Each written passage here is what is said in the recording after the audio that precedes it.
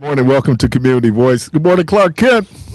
Hey, I'm with you. Hey, right out. Yes, sir, Jack. My wife was imitating you, dude. What I do? Yeah, when you was on stage, you was taking pictures. She saw your hand was playing the keyboard. She said, "Look it right out." I couldn't Look it right out. I wanted to play, man. I was looking at that You keyboard. was so like, busted. She said, "Look at him. He doing what he do." I said, "Yeah, man, I heard the chords. man." I wanted to play. Well, good morning, everybody. Welcome to Community Voice. I'm your host, Keith Parris, and as you know, yesterday we started a series of conversations with the Democratic candidates for governor for the great state of Wisconsin. We had the county executive David Crowley yesterday. We had State Senator Kelda Royce yesterday, and we reached out to all 5 campaigns. We've heard back from 4, and 4 have been scheduled. And so let me welcome Mr. Mandela Barnes. Much appreciated. Glad to be back. Thank you for having me. Thank you for facilitating. Let's see how it goes. So again, I'm going to ask you the same questions I asked them. And so let's just go. You ready? All right.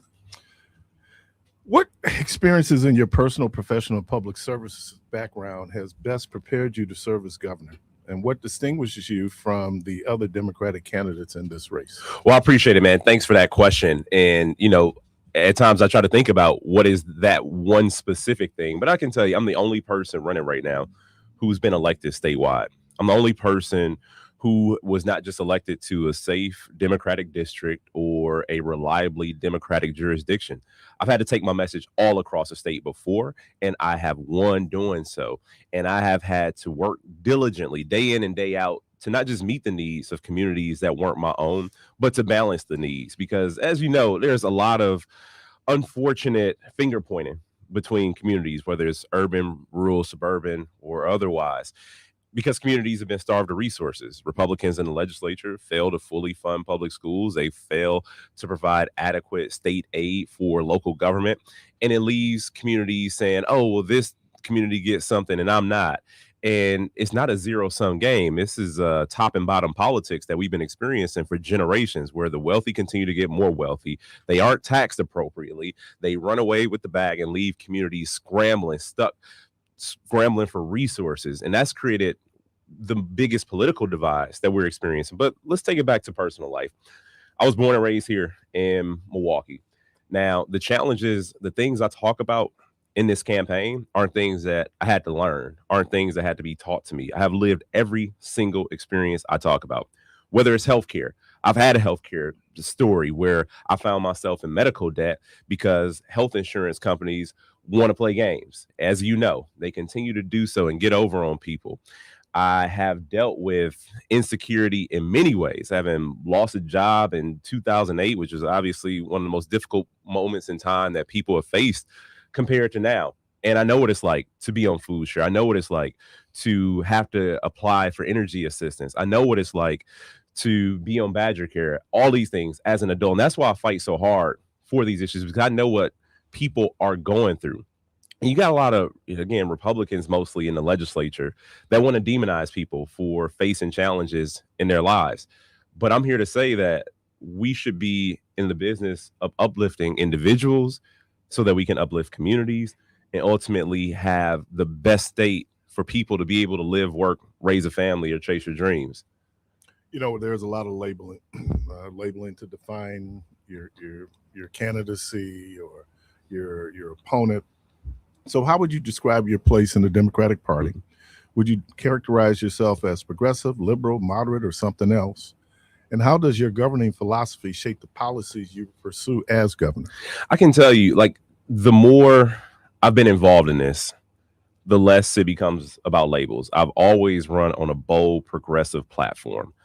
But I can tell you, when I'm traveling out across this state, when I'm talking to people, even during my time as lieutenant governor, people weren't concerned about what brand of politics I brought to the conversation. People just want to know how much you cared and how committed I was to actually fixing the problems. And that's what it comes down to. As I mentioned earlier, it's not always left and right. It's not red and blue, Democrat, Republican. It's about top and bottom. We've had so many people take advantage of working class folks all across the state and all across this country. and government has allowed it to happen. A broken system has allowed it to happen. So I do approach not just this campaign, but I approach the thought process and the way I address issues as more independently progressive. There's not like a specific ideology that I would even subscribe to, because there's no blanket approach. And I think that taking the blanket approach is ultimately what leaves more people behind and actually gathering more people under that blanket or proverbial tent. So to that point, like I said, always ran as a progressive, always showed up, governed, or represented as a progressive, because that's what the moment calls for. Things have gotten so bad for people for so long. Our minimum wage has been $7.25 since it became the federal minimum wage. We are one of 10 states that has not expanded our Medicaid program under the Affordable Care Act. We have increasing rates of poverty, and our children are dealing with this the worst because it is reflected in educational outcomes. College too affordable, people losing jobs left and right. This is a dire situation.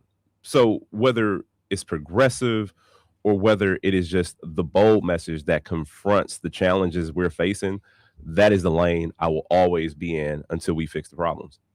Do you have a problem with the progressive movement is rooted in socialism? So do you have a problem with that tag, democratic socialist? I don't have a problem with tags, because my goal has been to unite the party. That's what I've always done. And I've demonstrated, even in this campaign, as the only person that can actually unite progressives, moderates, and centrists. And I've been able to do so because we talk about the issues, one, that matter, but also I give people the time of day. Now, there are some folks who may be in more centrist or moderate camps that will write off socialists and won't have conversation with them. There are some people who see themselves in very progressive lanes or socialist lanes that won't have conversations with moderates or centrists. And that ultimately is what leads to us being more fractured and more weakened as a movement. If we are going to take on the MAGA threat that exists in this state and in this country, we can't do it fractured. And I used to always say, like, look, we have problems, we have issues, we have differences. I think that's ultimately what makes us the Democratic Party. We're not a monolithic political organization. And to that point, we spend a lot of time arguing out of power. And arguing while we are out of power is one of the reasons why it has been more difficult than it should be to achieve and maintain that power. We'll talk about that a little bit later when we get into Wisconsin being a purple state. So what's your vision for Wisconsin for the next 4 years? So if elected governor, what would you want people to say change for the better because you were elected governor? My vision is for the next decade, the next generation. I think too often people have a political vision, and that's why they think for the next 2 years or the next 4 years, because it's not about how we can change the state fundamentally for the better.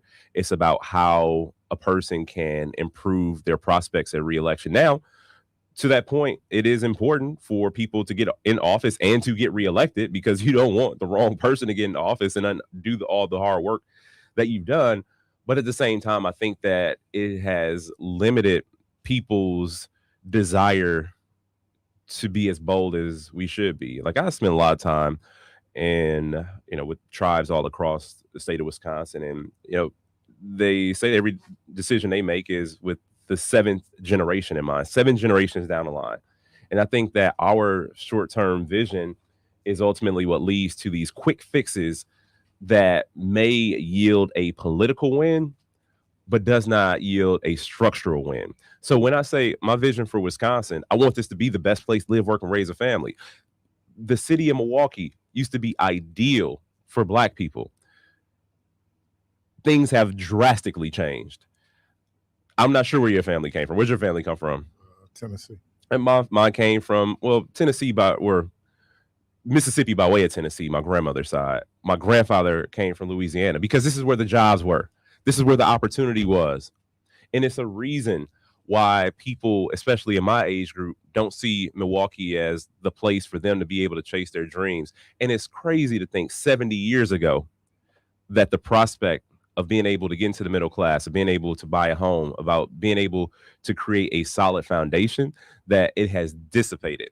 So what would you want people to say change for the better? Yep. And after 4 years. And to that point, we need to bring back good paying jobs. We need to create good paying jobs. And unfortunately, a lot of those job opportunities that have been extracted from our community, because that factory, I'm going to ask you, what brought your family here? What industry?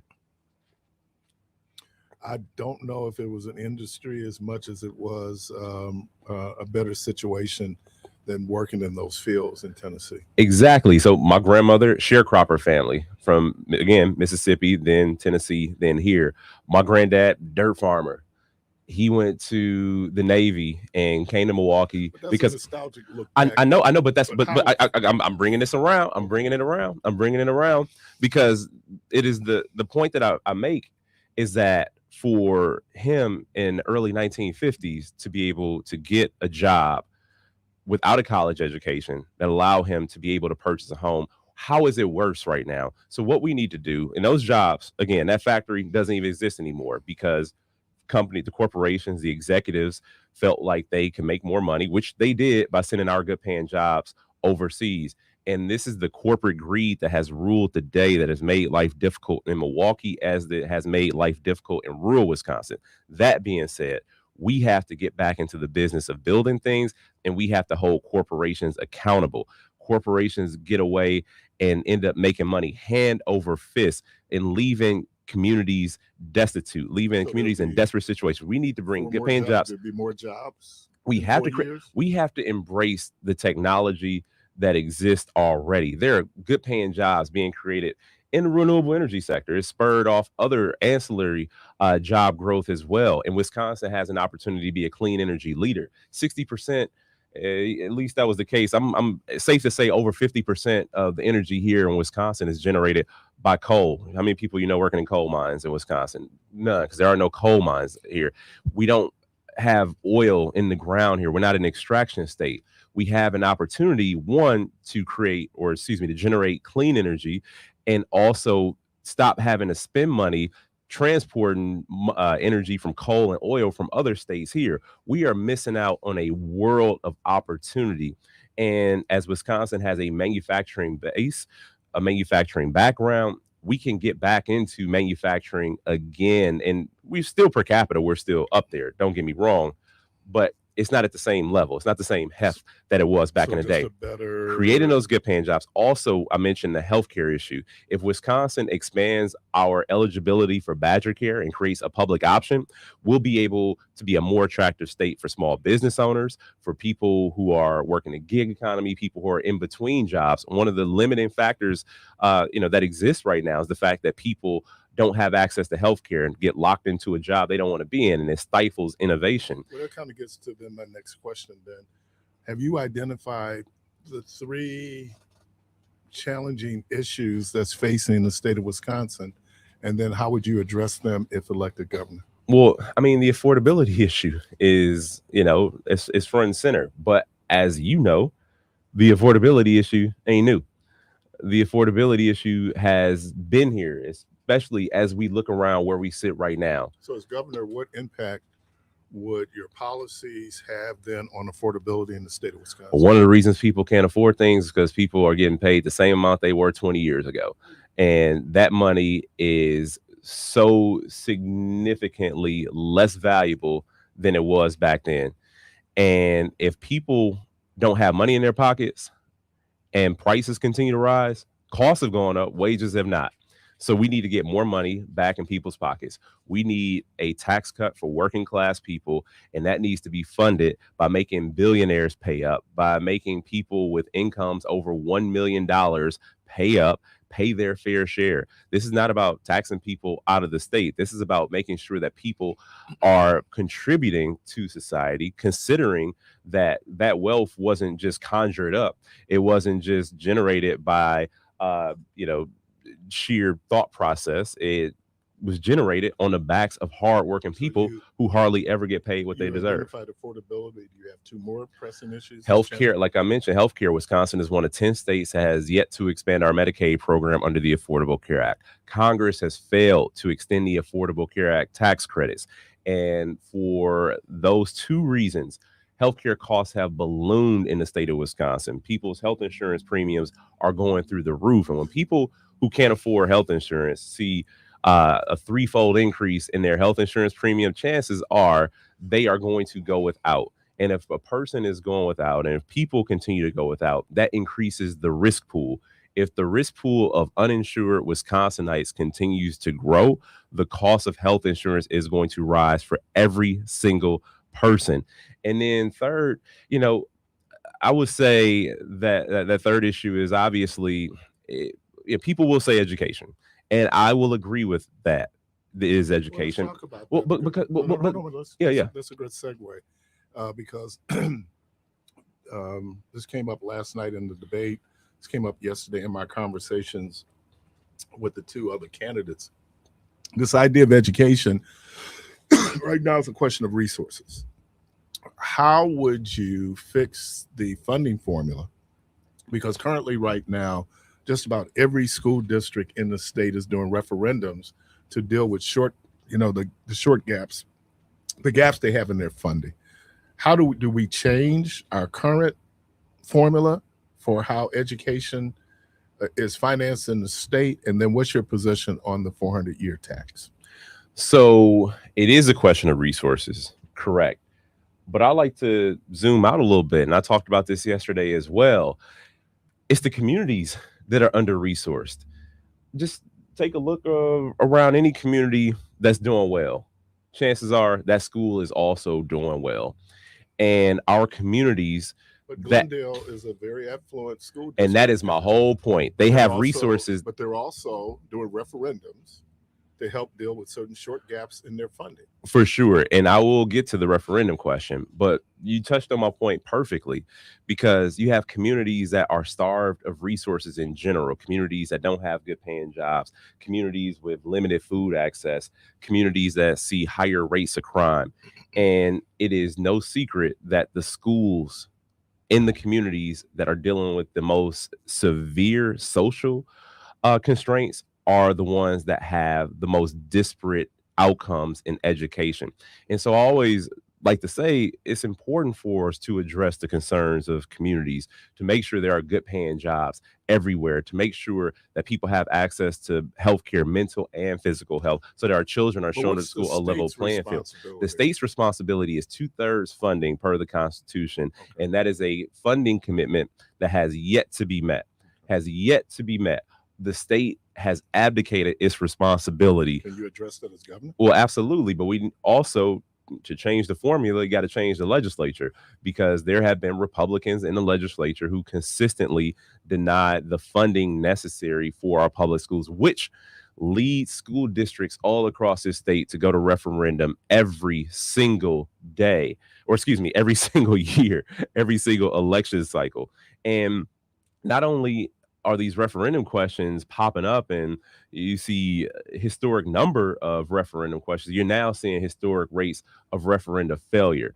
And when these referendum questions pass, it ultimately puts the burden on property taxpayers. If we fully fund our schools, that burden gets off property taxpayers. Think about seniors who spent 30 years on a mortgage, finally paid off their home, are on a fixed income, and ultimately property taxes are shooting up. And now all their hard work may be lost because it's still difficult, more difficult than they expected to be able to stay in their home.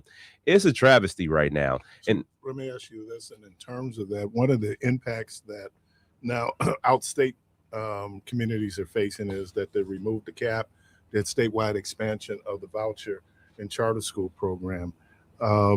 That money comes out of the coffers of those public school systems.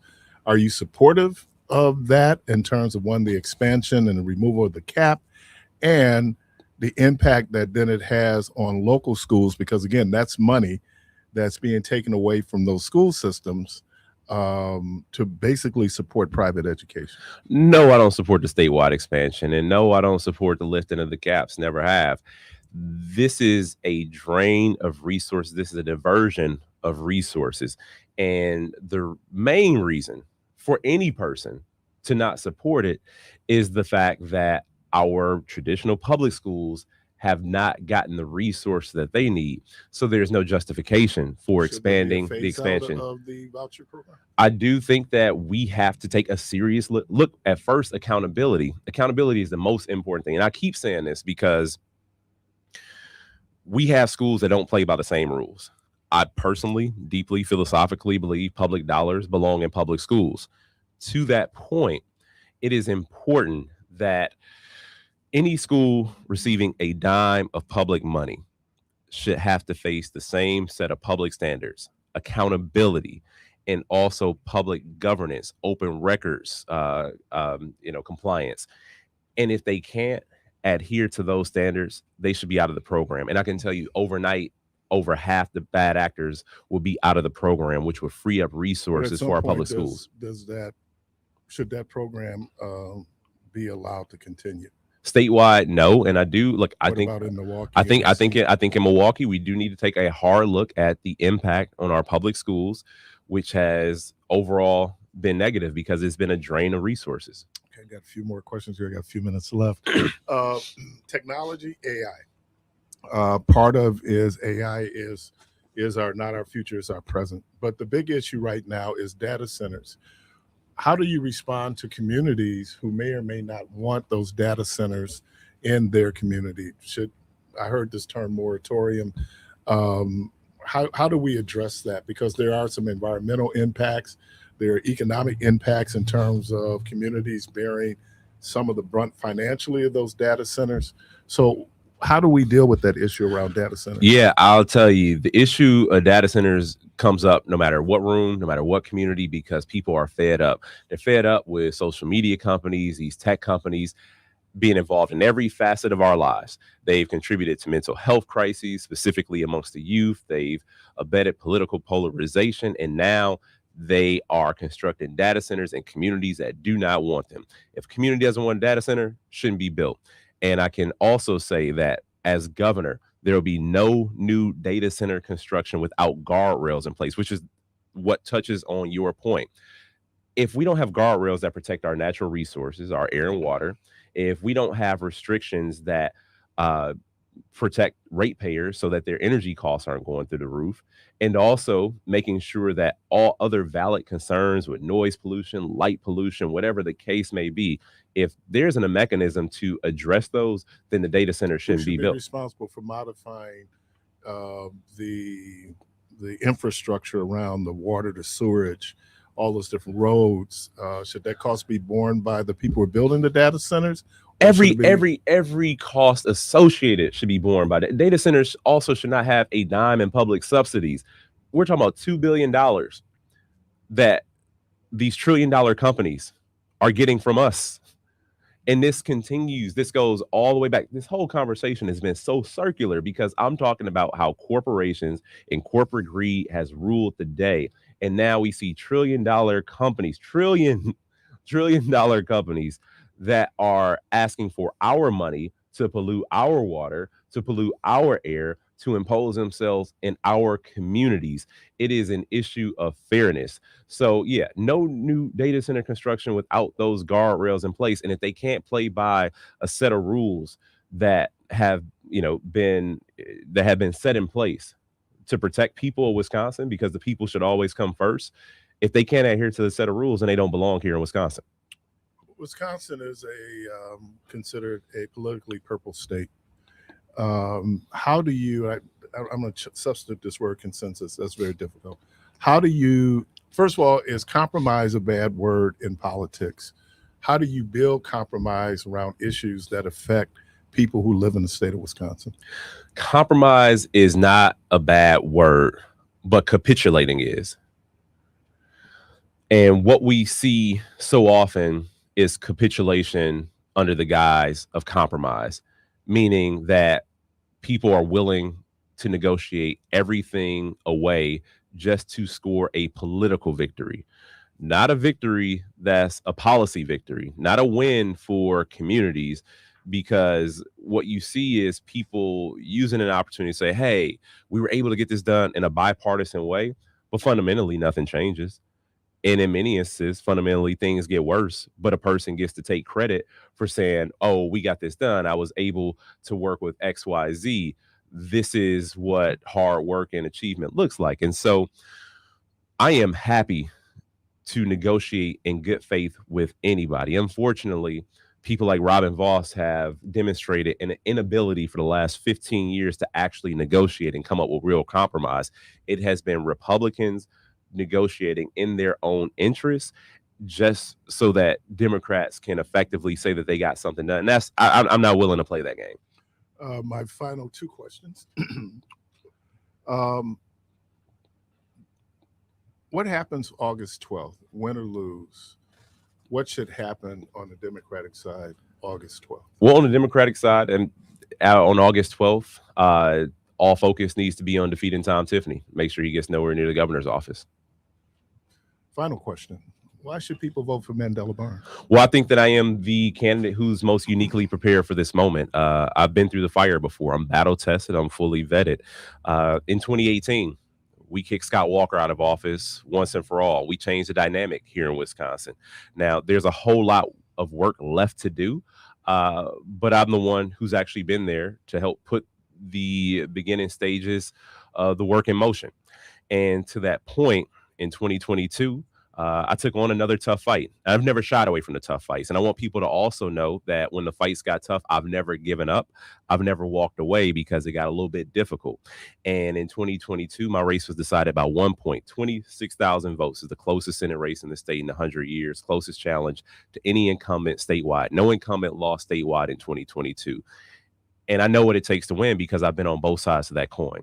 You learn a whole lot more when you don't win. I can tell you that much right now. When you win, you think you did everything right. But when it's a close race, you think about those 26,000 votes every single day. And that's what motivates me. That's what put me back into my roots of organizing. With Power to the Polls, we developed the largest Black voter mobilization effort ever, hired more Black organizers ever than any other political operation here in Wisconsin. I'm proud of that work because we increased Milwaukee's turnout. And in 2022, I had more votes in the city of Milwaukee than any other person in a midterm election. This is my home, and nobody knows how to connect my story or anybody else's story here from Milwaukee to the rest of the state, because that is what I've had to do, not just throughout the course of this campaign, but during my time as lieutenant governor, while I was campaigning for lieutenant governor. And I am also, in addition to being the only person elected statewide, I'm the only person who was ahead of Tom Tiffany, according to the most recent Marquette poll. And that means something. It means that the message that I carry from my home base in Milwaukee resonates with people who may not always agree with me politically. This includes independent voters. This includes disaffected Republicans, because we have taken on a broken system that has failed everybody. I'm the only candidate that can claim that. I appreciate you. I appreciate you. Mandela Barnes. He is a candidate for the Democratic nomination for governor for the state of Wisconsin. Always good seeing you, man. Hey, I appreciate you. Appreciate always. You. It's been too long. I know. We've been. You're listening to Community Voice. We're going to take a quick break and we'll be right back. 5 FM with your host, Keith Parris. All right, welcome back. Join us Friday, July 31st at 11 a.m. for our 11th annual Community Resource Fair at the Clinton Rose Senior Center, 3045 North Dr. Martin Luther King Drive. There will be tons of resources, money giveaway every hour, state fair tickets, MPD ice cream truck, oh, fun, Versity mobile unit, the Mobile Survive Alive House, book bag giveaways, a demo drive of a Tesla, and fun for the kids. That's the 11th annual WNOV Resource Fair held at the Clinton Road Senior Center, 3045 North Dr. Martin Luther King Drive. That'll be this Friday, starting at 11 a.m. So I got a quick question for you, brother. Yeah, bro. So you just said that MPD was giving out ice cream? Yeah, man. Do you got to show ID? Because if you do, it's a trap. Right. Don't go. Or they have you do they do that contact card. Give them Super Bowl tickets. No, let me say, and every time I get a chance now, those officers love that duty. Oh, yeah. Oh, they love that duty, man. Because it was a couple of years. I don't know if it's the year right after COVID, we were doing an event. And I said, man, when y'all bringing the ice cream truck back?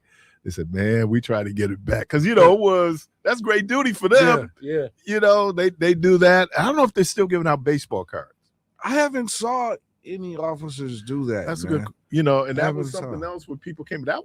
But the ice cream truck was a great public relations move. That's a good one, man. Now, I remember seeing on TV years ago, I think it was in Philadelphia, that the officers set up a sting, but they claimed they was giving out tickets. People on warrants, right? And they said they giving away TV. Yeah, people showed up in the and I'm gonna tell you, man, people for free. Anytime to the point that wait a minute, is that too good to be true? For free, it's a setup. I'm telling you, for free, man. For free to get black folks in a whole lot of trouble. For free. Somebody, if it's for free, is it for free? Oh man, let me do this again. So let me thank David Crowley, Kelda Royce, and Mandela Barnes. I'm going to open up the phone lines. We're going to go to a break, but I'd love for those of you last night who watched the debate to give what your impressions were. 414-444-5250. 414-444-5250. What were your impressions of the candidates last night? And we're still anxiously awaiting the Marquette poll that's supposed to be dropped sometime today to kind of see what has happened since County Executive Crowley has gotten back in the race. You're listening to Community Voice. We're going to take a quick break, and we'll be right back. 6.5 FM with your host, Keith Parris. All right, welcome back to Community Voice. I'm going to get a little bit so I can hear myself a little bit. Thank you. The phone line's open, 414-444-5250, 414-444-5250. How many of you all watched the debates last night, or just your observations of the three conversations we've had with the three candidates thus far? We have scheduled Joel Brennan to be here on Friday at 9, so we'll have him. And again, we reached out to all campaigns, so it wasn't, hey, this is my guy. I reached out. So I'm just, what your impressions were. Clark, I don't know what we got in the comments here. Get a sense of where people are in the chat. Scroll up. Let's see. Okay. All right. Someone wanted to know what took Mandela Barnes so long to make an appearance on this radio station to present his ideas to the community. I don't know if you're talking about this particular race, but I know when we reached out to his campaign, they immediately got back to us to set this up. Let's see here. This is, what have you done as a politician that made significant difference for the people who are consistently in the top 3 in every negative category in the city of Milwaukee and the state? All right, keep going. Zebra said baseball cards are no longer in the MPD budget. And good morning, Evo Kenya. So anyway, 414, I don't know how many people watched it last night. Maybe people have already made up their minds. Early voting started yesterday. And so I was just curious to what people thought, what their impressions were. Caller, welcome to the program. Hello, good morning. Good morning. Well, I want to ask the question, and I've checked out the candidates that's running for this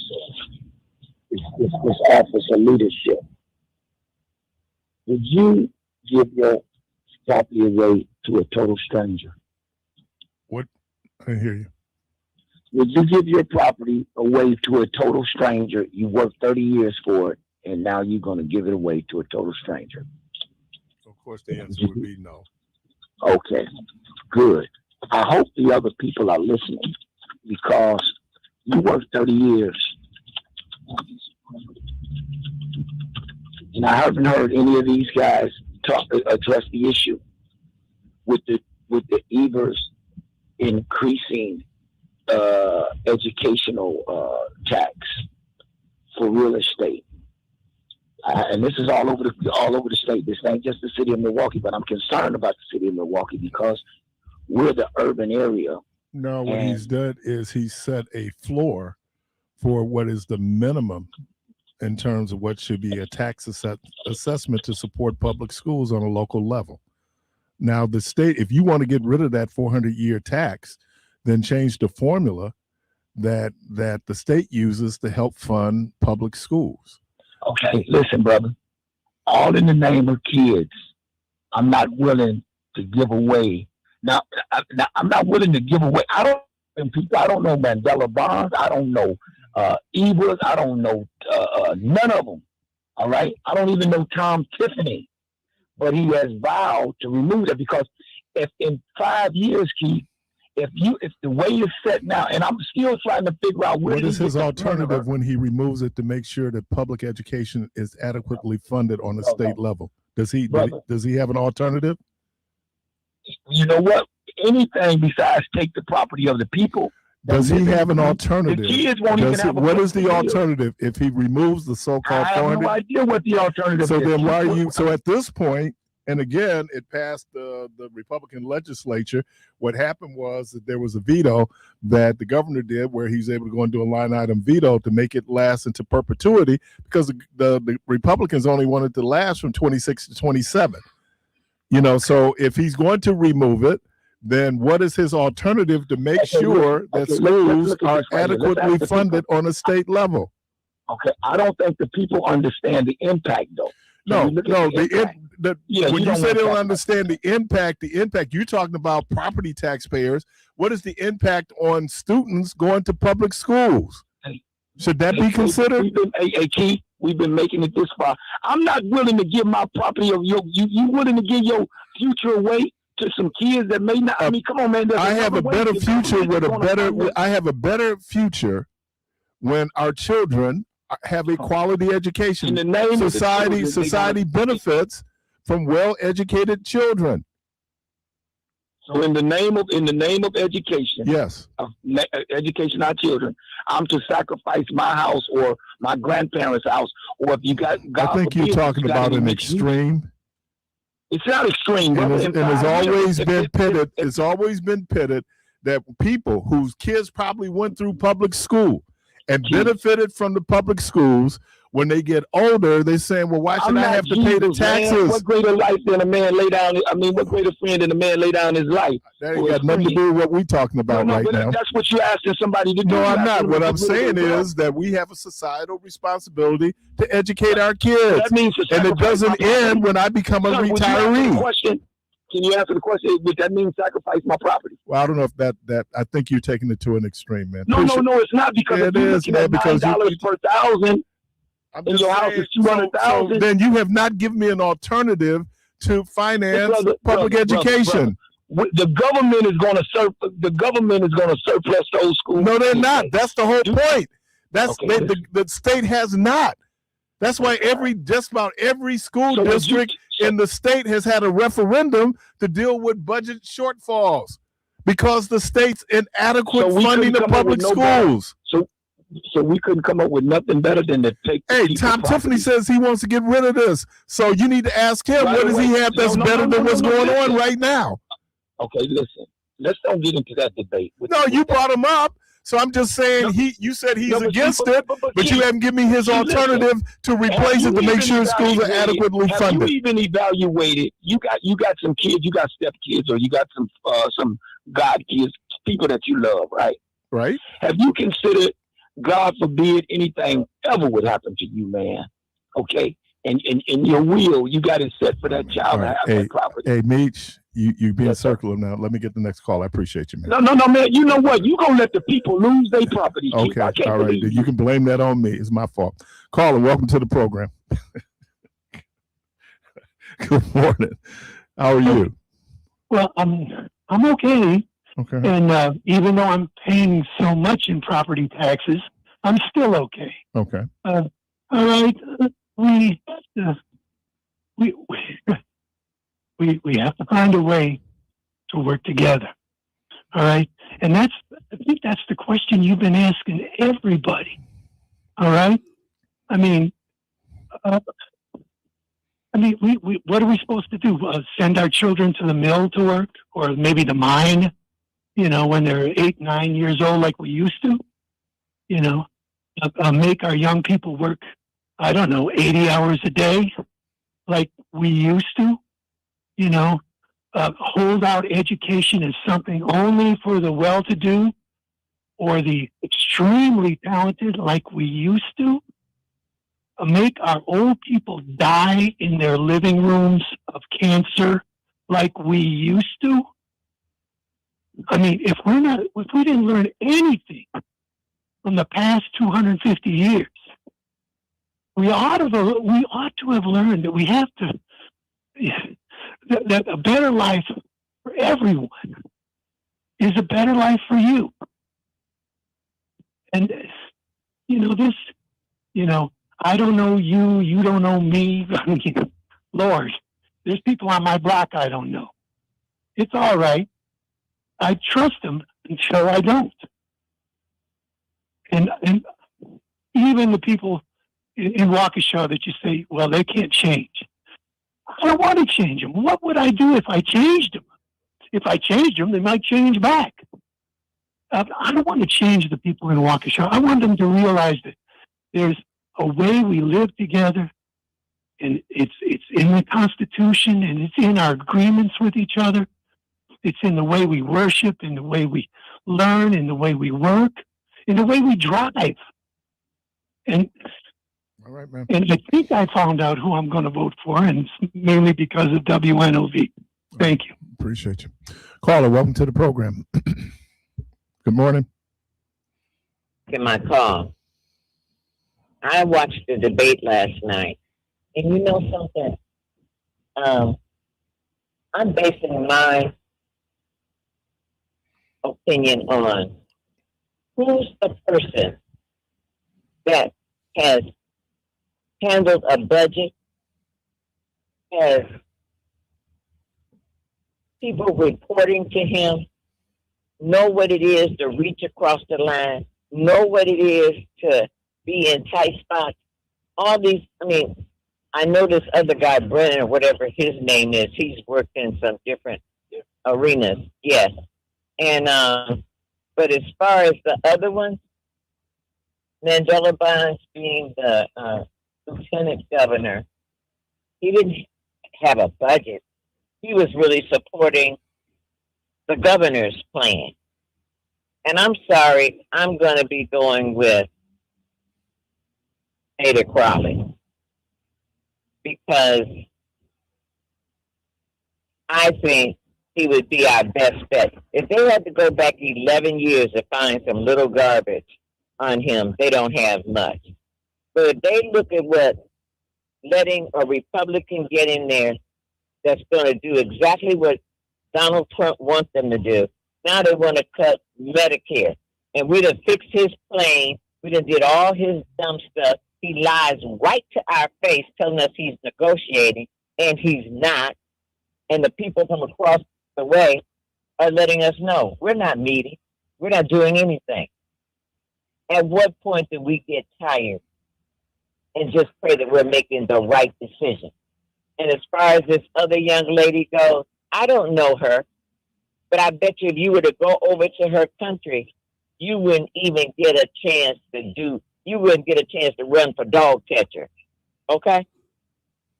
So now, we here in America, we just let anybody come in that sounds good, looks like they might do something. Check people's records out, and as thorough as you possibly can. And people, so what get impression up off of your bed. Did you watch the debate Get last up night? out and vote. Did you watch the I'm debate not last telling night? you who to vote for. Did you watch the debate your last right and do something. Did you watch Thank the you. debate last night? Yes. And what impressions did you get from the candidates? Okay. I thought Mandela did a lot of talking and gyrating of the hands and all this here kind of good stuff. And all of them had one issue, when it's really all of their issues. One person get up there and say, they have to do all of these things because all of these things affect us. I mean, our kids, let's just take our Milwaukee public school system. They don't do their homework. Just like this school building that burned down. That huge building only had 400 kids in it. That's, but okay, you brought that up. Yet, but hold on. Let's talk about that, because the reason why these buildings are half empty is you have 30,000 students who are part of the Voucher charter program. Even though we still have those buildings have to be maintained, right? Or you have to close, or you have to combine. So part of it is, and then those are resources that MPS would have that now they don't have. Can I just say another thing? Who's intelligent here? Number one, when you have these charter schools, it should have been a line cut. Only so many kids can get into these lottery things, and not let an infinite number go to charter schools, or just open it up to all charter schools. But my thing is, well, Republicans would love to see that. And I'm going to tell you the next thing. They're going to close 6 of our schools in our community and send them out to these white areas. No, we don't want that. We want the best school in our community. But you just cited an inner city school that was probably half full. That's the same thing on the north side. These are not overcrowded schools that they're sending students. There is, and certainly what we call the inner city, there's a depopulation going on of young kids. Right. Those folks are moving out to the northwest side. That's the fastest growing area right now in the city, because you have single families. They're not buying homes; they're living in the apartments. That. So I'm saying that, but part of it is the depopulation of public schools, but we still have to maintain those buildings. Okay, can I say another thing then? Yes. Sell them. To whom? Unload them. To whom? If some people want to buy them, turn them into nursing homes, turn them into places where, when in the winter, people are looking for somewhere, shelter. I mean, we have to get creative and live in the time in which we're in. Right. Get out the box and start using your head. Okay. We have these educated people that they're so dang educated, they're stupid. All right. Well, I appreciate you. And we need to get together with some community people in zones and let's start talking. All right. Thank you. All right. All right. You're listening to Community Voice. We're going to take a quick break so I can bring my guest in. And one more thing before you go. Yeah, what we find out is that these issues become a little bit more complicated. So anyway, again, we're going to take a quick break. Clark, we good? All right. I'll take a quick break. We'll be right back. Your host, Keith Parris. All right, welcome back to Community Voice, and it's that time of year again for the Black Arts Fest, and we're joined in the studio by Mr. Nitra Riley. Good morning. You're the CEO? I am not the CEO. I am the planning chair. She's the planning chair. I just promoted you. Here. Good Didn't to see you? Yeah. CEO, what is that? Who that memo go got to go Go to? have a meeting like something happened you didn't tell us about. Well, welcome. I see you have the T-shirt. You bet. Man, last year my guy hooked me up. He made sure I had. I was just telling you, I think I wore it like Monday. I appreciate that. That's a beautiful T-shirt, man. Thank you. They are for sale. Yeah. $30 on site. Look. Hey, no, hey, look. And you want to get? I had this pet peeve at the family reunion. If the shirts are purple, don't come in with a family reunion T-shirt from 3 years ago. Here's the thing. You know what? We family. I'm gonna say this. If you got a T-shirt from 3 years ago, rep your T-shirt from 3 years ago. Come buy another one. As long as you're there, right? They're gonna rip your T-shirt from 3 3 years ago. I ain't mad at that. She said, "Come buy another one so you can wear it 3 years later." And wait a minute. Yeah. And- We'll and- meet in the middle. and then Don't you worry. want to be in the front row of the picture. Right, with the wrong shirt The on. wrong shirt on. Listen. I love all African people all over the world. I had to say that. So talk. Y'all, I'm defending y'all. Wear your t-shirts if you want. And buy another one. You don't be looking at them a little askant when they come in. You just spend your money. Oh, you know what? Here's the thing. I'm gonna be honest with you. I love whatever.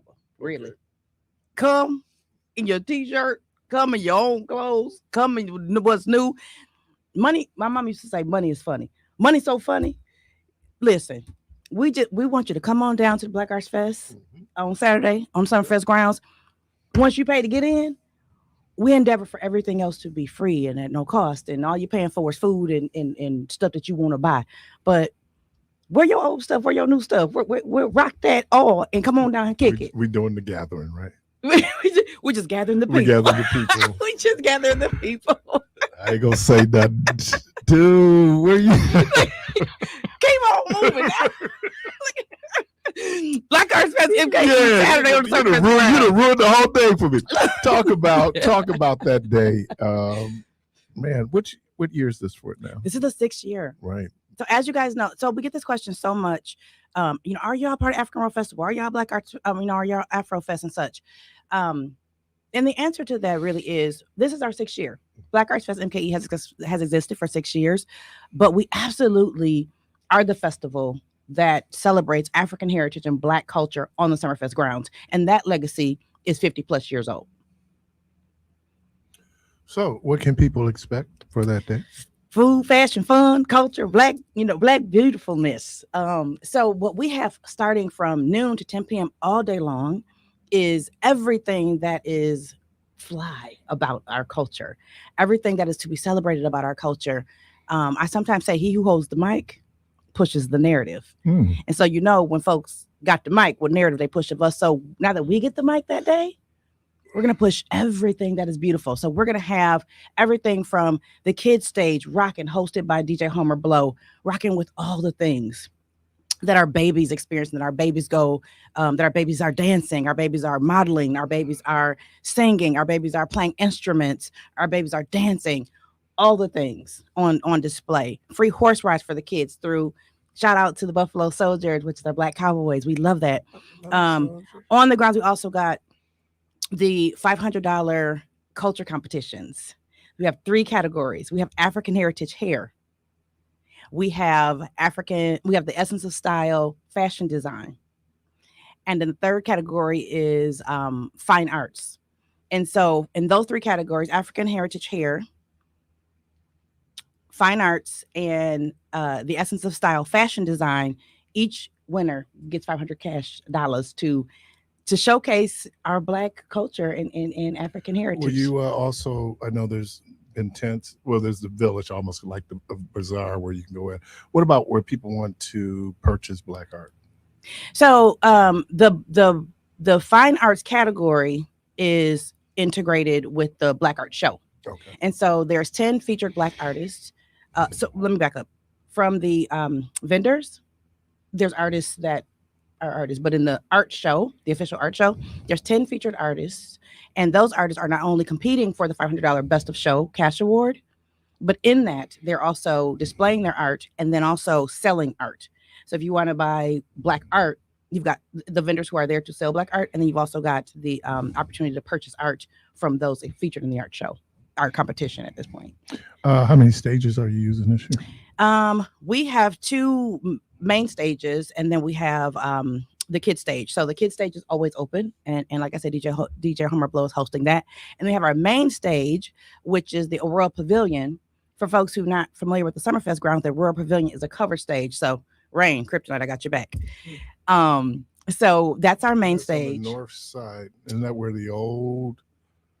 When you get right to the main gates and you're walking into the waterfall right there, the big white covered one is the huge. It's to the yeah, left. That's the huge white covered one. That's where the is old grandstand used to be. That's the Aurora Pavilion, and it's covered. And then on the grass is where our cultural stage is, and we erect that. We've got a big tent that's going to cover that as well. And so we got good cover. And we love that. And then we have so getting back to what else we have on the grounds, we talked about the culture, the $500 cash prize culture competitions. Then we've got some festival favorites. The D9 party, the Divine 9 party is always going to come back. They just rock hard. Their vibe, we love that. Who won last year? I never know who won because I never care who wins. And the reason why I never care is because they just rock, and it's about the culture for me. I'm not Greek. Okay. I'm Greek adjacent. Okay. All my friends are Greek. But you know, they particular about that kind of thing. I don't want no trouble. I was there for that. It was a lot of, I don't know if it was the Delta. I think it was AKAs. Listen, they come out. Yeah. And I love what I was just telling somebody the other day. I love the showcase competition that they do on stage, but I also love the stroll, because the stroll for me is, I love intergenerational, multi-generational stuff. I love when young people and old people are together and we vibing. And so that roll call is just open membership. If you are a member of, and it'd be the young folks and it'd be the older folks, and they both be doing the same rhythms, and I'd be like, let's go. So for me, my favorite part of the Divine 9 party is the roll call. And then we have the Michael Jackson tribute at 4. You all, if y'all saw, I think you were part of our Erykah Badu versus Jill Scott. That tribute was dope years ago. Each the singer did. Tina Turner laid it out. This year, Bruce City Soul is doing a tribute to Michael Jackson, pulling out all the stops. So that's going to be a great time. That's at 4. We have from 1 to 4, we have our blues and soul. So a number of folks are coming in for that. So let's stop here because we need to give away tickets. Let's give away tickets. All right. 414-444-5250, 414-444-5250. We have a set of tickets for you. If you call right now, 414-444-5250. We have a set of tickets, absolutely free. For you to call. All right, go on. Okay, so we talked about Michael Jackson tribute. We talked about the blues and soul from 1 to 4. We talked about the Michael Jackson tribute at 4. There is a Divine 9 party. There are the African Heritage Hair competition, the culture competitions, which include the 3 categories I talked about. We have Poetry Unplugged, which is a festival favorite. They come out and rock every year. Audie Moore's performing with them. We've got Sold Out coming home to be part of our fashion show. I'm gonna do this question. Let's do it. We got a question. Mm-hmm. Good morning, caller. How are you? Wonderful. Do you want to go to the Black Arts Festival? Yes, I do. Okay, that's the question. All right, there you go. All right, Thank you for calling in, caller. We have a great day. Let's get your information. You answered the question correctly. Well, let me help them. What's on your mind, caller? Let me help them. Let me help them. Everybody's going, because he could ask, because they have me at these different events doing trivia questions. All right, so do you want to go? That's our first question. I love it. All right, so let's talk about the lineup, headliners. Yeah, Dave Hollister is headlining the festival. We love that. I would do it again, but I can't. Yeah, so Dave Hollister, everything is different now, bro, right? Dave Hollister is headlining the festival. We love that. He's out on the stage at 8. Now listen, let me tell you all this. Don't be like, headliner coming at 8, I'm coming at 6. Don't play yourself. We open them gates at noon and we rock hard until the gates close. And so come on out all day, have a great time, and stay for Dave Hollister. But if you come at 6, that's your business. We welcome you still. But we got a great day planned for y'all. Come on out at noon and kick it with us. So like I said, we got Dave Hollister is headlining the festival at 8. And then at 7, we have the Lattimore Brothers. They got an email? Yeah. The Lattimore Brothers are coming home for their first performance without their brother. Guess who the musical director is? He said that he's their musical director. Where there is music, though, there is Jermaine. We know that. And so we so great to give them this platform, bring them home, and just have them kind of come out of hiatus, if you will, at home to our so we just love that. We so excited to see them. Is Jacob with them? You know what? There is a Jacob with them. I think it's senior though. You talking about the baby that's rocking hard and acting and all that? Yeah. Was he a Lattimore brother? No, No, those are Yeah, I older was say I guys. think it's Okay. senior. I don't think the baby. No. I don't want to say no because the universe be listening, and so I would say I don't know because come on, bring them down. It's gonna be nice. Though. Come on, bring them down. man. It's gonna be nice It's though. gonna be nice. All right. Got another Show. caller. Caller, welcome to the program. Yes, hello. Hey, how are you? Good, and yourself? Well, I'm doing all right. How you been? Great. Have I been? Yeah. Great. Good. How you been? What's your question? Well, it's really been nice talking with you. Thank you for checking in. Have a great day. Let's see. I need to ask you a question in order for you to win these tickets, right? Okay. This is an easy one. You grew up in Milwaukee? Did I grow up in Milwaukee? Yes. Okay. Did you go to public school in Milwaukee? Yes. What is the most popular lunch item at MPS? Marked chicken legs. Oh, there you go. You just won. I know Michelle was listening. Yeah, there's that mock chicken leg question. All right. Let's go, sis. You ain't wrong. Man, I thought it was a square pizza. No, ain't nothing seeing that mock chicken leg. Ain't nothing seeing Like leg mock was chicken fire. leg. Ain't nothing seeing that All mock chicken right. leg. Well, caller, What even thank was you. that? But it's all good. Yeah, we appreciate you. Enjoy this show. Enjoy the festival. Dwayne's going to get you information. All right. Thank you. Okay, thank you. You're welcome. Yeah, that is. And then when I went to high school, I went to Catholic school, right? First of all, their lunch was a la carte, and there were no mock chicken legs. And it broke your heart. Were you mad about it? Too late. My mama paid the tuition. I got to stay. It could have been a deal breaker. So listen, that's when you take action. Mhm. You form student council. You say, listen, we need to petition. I need for to mock introduce chicken you all. So people, if they want, you have an opening ceremony, right? Absolutely. The opening time is ceremony it? is at 12:30. So the gates open at noon, and then folks are just kind of in and kind of looking around, seeing where the stages are. And then at 12:30, we all convene on the main stage, which is the Aurora Pavilion, for the opening ceremony at 12:30. And then that's a short ceremony. And at 1 o'clock, all the stages are open, and we got the whole thing, performances going live. Can people buy tickets in advance? They can buy tickets in advance at our website, which is blackartsfestmke.com. They can also buy tickets at the gate, just walking up. There's QR codes to scan all throughout the gate area. We got 2 gate promotions going on from noon to 1 p.m. So from noon to 1 p.m., courtesy of the new Pitts Mortuary, it's our Peace Pledge. The first 100 people to come to our gates and sign the Peace Pledge get free tickets to get in. Now, with that said, I'm going to clarify. It's the first 100 people between noon and 1 p.m. So at 12:15, that could be done. Okay, so that's our first gate promotion. The second gate promotion is all senior citizens over 65 years old getting free from noon to 1 p.m. Unlimited amount of. So there are 2 gate promotions. Again, are the first 100 people to come to the gate between 12 and noon and sign the Peace Pledge, get in free, courtesy of the new Pitts Mortuary. And then also all seniors over 65 get in free between 12 and noon. I'm sorry, between noon and 1. I'm sorry. So that means that Debo, Clark, and Keith, they don't need their press credentials. They can just go down there and say, say I'm OG. Say I'm OG status out here, man. OG 65 reporting. I'm OGizzled out here. OG 65 reporting to me. So what you saying, man? OG 65 ready for duty. Y'all making me be rude. That's rude. I'm sorry. Let me limp on up into this piece. Bring my walker. Have my oxygen. I'm ready for it. Ticket pricing is $15 for.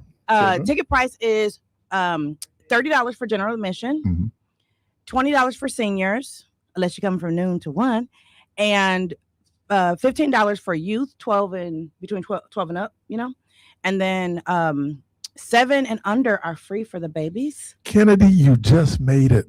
Come on, Kennedy. Kennedy just turned 7. She just turned 7. Come on, let's go, Kennedy. You know what was crazy though? When I was a kid, I was tall, right? So they never could believe I was under 12. Yeah. You know, so they trying to charge me. They're like, dude, I'm like, Listen, I done 10. seen full blown whoopings at them gates. They're like, the kids is 7. They scream, I ain't 7, I'm 9. Full blown We went over this at the crib. We went over this. I'm not 7. What did I tell you? I'm not 7, I'm 9. If I'm not 7, how come I had driver's license? Wait. Come on now. Now the singers are gonna be checking my D, but the babies now you gotta coach your babies because I don't want no trouble. Coach the babies. I done seen a full blown whooping at the gate. I thought you was 7. I'm 9. And then the kids get all moral. You taught me not to lie. Listen, we don't want no trouble. Also, veterans with credentials are free as well. I done said it. Listen, don't beat your kid up. Listen, I understand what you got to do. Kids under 7 is free, and veterans with credentials are also free. And listen, I don't got nothing to do with that. I said our prices. You go to our website, blackartsmke.com. Well, that was a long ride home. I'm not 7. What did I tell you? You can't even do wrong right. You lied any other time. You lied. Right. Now all of a sudden you got Jesus. Right. Listen. You got Jesus. We got another call. I do have another set of tickets. Hilarious. Caller, welcome to the program. Oh, I called in already. Where's the blues?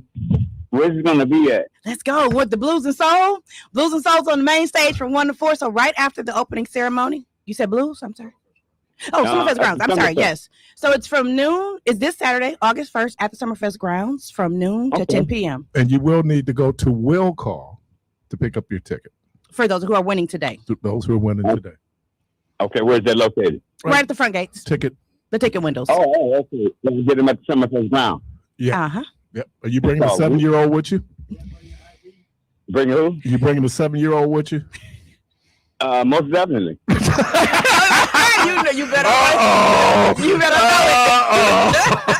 it. You know what? Clean this on up. Yes, bring out your family, sir. We appreciate you bringing out your family. Okay. All right. Appreciate you. Hey, y'all, we do have another set of tickets. Appreciate you, man. Caller, welcome to the program. Good morning. Good morning. How are you? I'm good. You had a good time Saturday?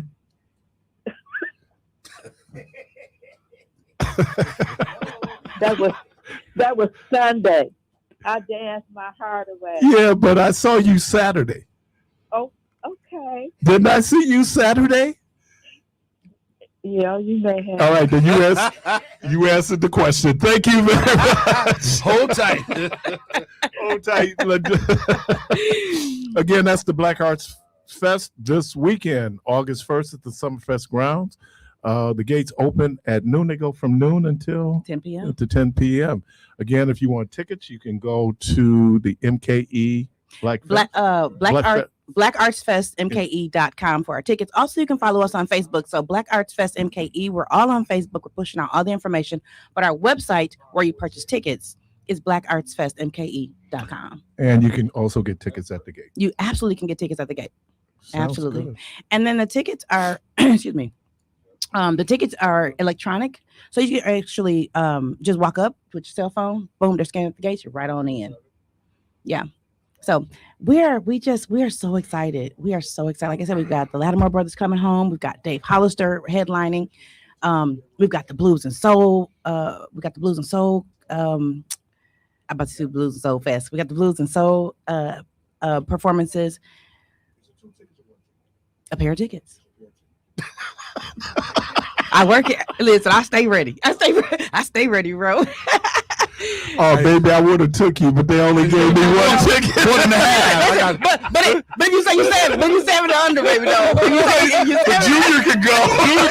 Junior can go. 7. You can't come in. Junior come in. Listen. 6.5. We don't want no trouble. You all. And my husband would call y'all full of fun. Y'all full of fun. Oh, we go down. Y'all full of fun Man, today. that'd be just like, oh, baby, I wanted to take you. I really. They only had one ticket. Oh, man. And Do you want to go? She would say, "I'm worth $30, ain't I?" Do you want to go? And then you look at the wall. You look at the wall. Man, Sir, you finna answer me. Ain't that Am I worth $30? Ain't that worth $30? None of us going to fight all day. If you ever been married, you know that there are questions you do not answer. You just look at If the you wall. want, you want to stay married long, you know, because I got my single buddy. I would have told her the truth.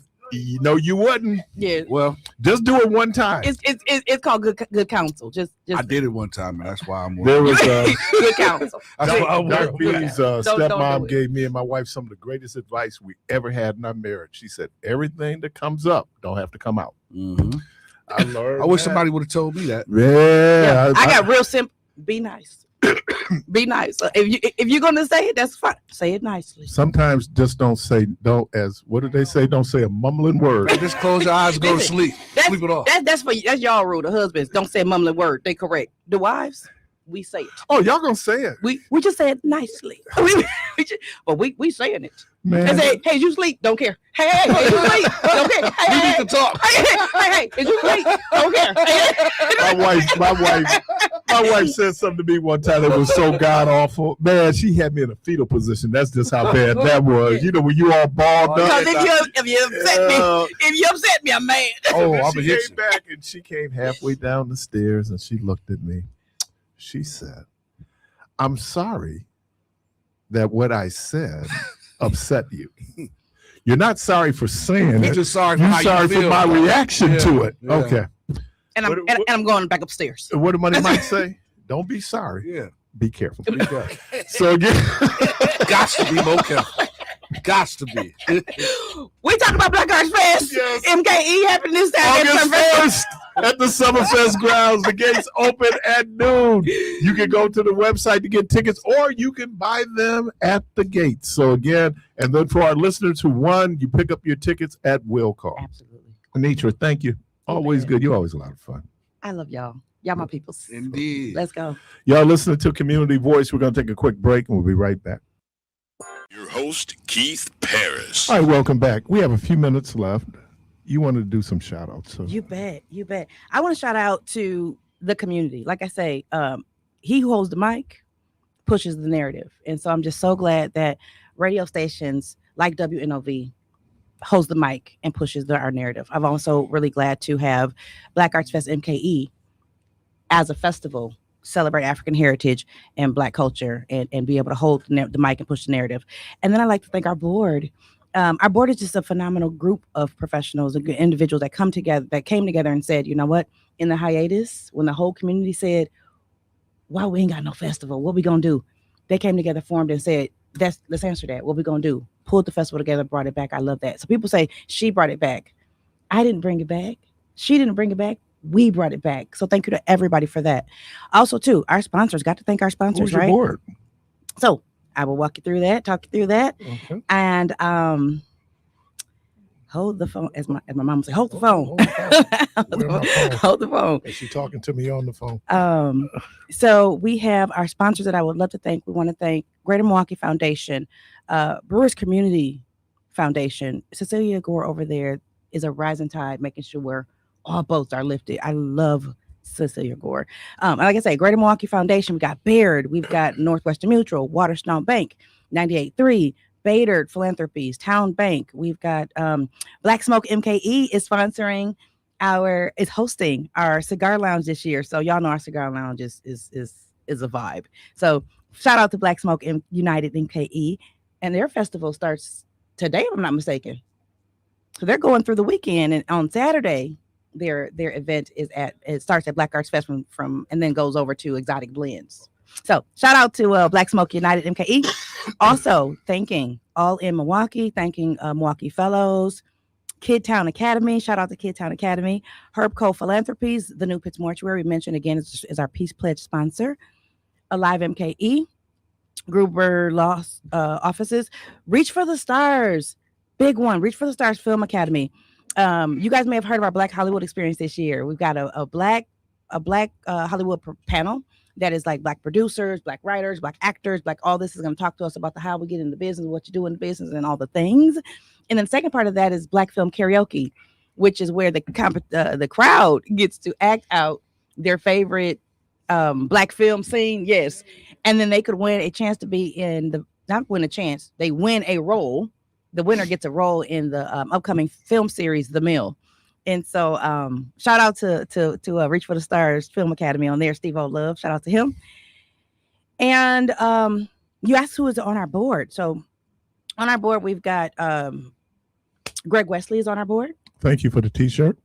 Yeah, he was the one who ran the T-shirt down. Greg Wesley, man, that's I love good people. Yep. Shout out to Greg Wesley on our board. We've got Jackie Hurd Barber on our board. We've got Corey Nettles on our board. We've got Mark Wade on our board. We've got Grady Crosby on our board. We've got Kaylin Haywood Sr. on our board. We've got Barb Wanzo on our board, and our board chair, save the best for last. Our board chair, Derek Tyus, is our board chair, and he and I partner really lift this thing. And I always just am so appreciative of our partnership. Let me get this last caller. Caller, welcome to the program. Thank you, Keith. Good morning. Good morning, young lady. Please forgive me for not having this question directed toward the festival, but I appreciate your efforts and everything. And Tyrone W. speaking. I'll do the best I can to get out there. Good morning again, Keith. Good morning, Jermaine. Good morning, man. Clark Kent, Milwaukee. Very quickly, I did watch the debate, but I had a question for you. Whoever wins, I think everybody did themselves well. I mean, last night, and I missed, I caught Mandela on your show today, but I missed, I think you said, whoever it was, Mr. Roy's and Roy's. Yeah, I heard both of them on Michelle's show, but I missed her on your show. But I think everybody did themselves well there. You know, how long would it take after whoever wins it out of the five? How long would it take for them to start taking some of these ones that they beat out of the five on stage into their own cabinet? You know, because I think they all got wonderful positions moving us forward. If you can, whoever wins and starts taking on the ones that they beat, I think you'll start putting together a winning team there. Because I can't say that I saw any losers there. I mean, they're talking about what the people need, what the people want, and everything, the issues and the the talking points and agendas and all that stuff there. So I think everybody did themselves well. But how long would it take for them to start taking on whoever wins it, taking on the other final four there, that are standing? And I'll listen to you over the air then. Thanks a lot then, if you can answer that for me. All right. Yeah, my observation was that it's a very talented group of people. There's not a lot of distance in terms of their positions. I just think it's really talented. It's a talented group of people. And just in general, I was at a forum for candidates for the assembly, and I was joking. I saw Jordan Romans Saturday. And I said, I walked away thinking maybe y'all overqualified to go in the state legislature. I mean, just how talented these people really are. So I think, people have a choice. I know it's there's a lot that's happened that made this race what it is.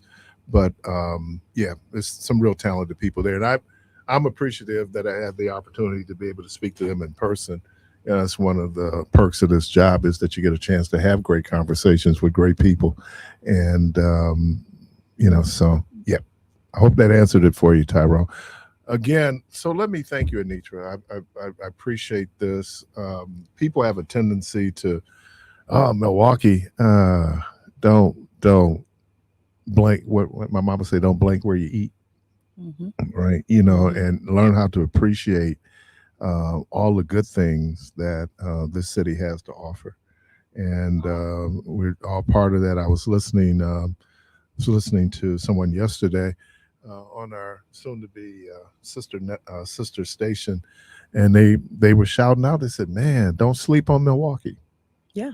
And I think people have a tendency to do that, but this is always a great undertaking, and looks like this year, and looks like the weather's going to cooperate. Weather's going to cooperate, because I told it so. Yeah. Weather wasn't bad last year. Yeah, I have not been out there. Yeah, where it's been. You've been very fortunate. Yeah, to really have some good weather. We are the city of festivals. We are. Anything Come you on want to out. leave with us as we wrap this up? Just a shout out to our planning committee, those professionals that come together on a number of different work streams, to your point, to make this whole festival come together and work. And so shout out to them. We've got, Joanna Rogers. We've got Joanna Rogers. Deetra Rogers spelled last names wrong, different. We've got Lalisha Anderson, Terrell Morgan, aka Eagle the artist. A slew of people. I can't even go into the entertainment folks because they are supported from everywhere. And I just got a call 2 seconds ago from somebody with some ideas and connection. And then just our planning committee, absolutely. And then the community. I thank y'all because, there's a question. Why can't we have more than 1 day? Why can't we have a bigger space? Y'all community got to come on out. We got to bust at the seams. We got to show, Summerfest, we got to show that we need more days. We need, and so the shout out to the community that comes out and party all day and bust at the seams. Again, let me thank Mr. Mandela Barnes. Let me thank Mr. Anitra Riley. Callers, we thank you. Clark Kent, thank you, sir. Apostle, thank you. Bishop, chairman of the board. Good Lord willing, creek don't rise. Hope to talk to everybody tomorrow. And as always, go from this place in peace.